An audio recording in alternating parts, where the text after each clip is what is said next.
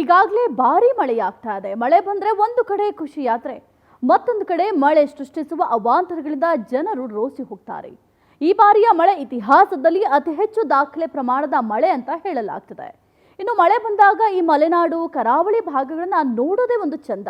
ಈ ವೇಳೆ ಪ್ರಕೃತಿ ಮಾತೆಯನ್ನ ನೋಡ್ತಾ ಇದ್ರೆ ಸ್ವರ್ಗವೇ ಧರೆಗೆ ಇಳಿದಂತೆ ಭಾಸ ಆಗುತ್ತೆ.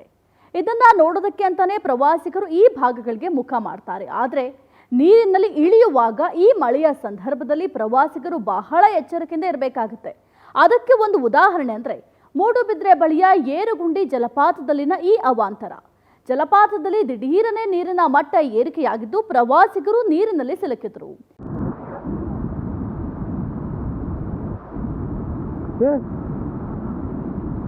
ಸಾವಿನ ಸುಳಿಯಲ್ಲಿ ಸಿಲುಕಿ ಕಲ್ಲು ಬಂಡೆಯ ಮೇಲೆ ಆಶ್ರಯ ಪಡ್ಕೊಂಡು ಭಯದಿಂದ ವಿಲವಿಲ ಅಂತ ಒದ್ದಾಡುವಂತಾಗಿತ್ತು. ಅದೃಷ್ಟವಶಾತ್ ಸದ್ಯ ಸ್ಥಳೀಯರು ಹಗ್ಗ ಕಟ್ಟಿ ಪ್ರವಾಸಿಗರನ್ನ ರಕ್ಷಣೆ ಮಾಡಿದ್ದಾರೆ.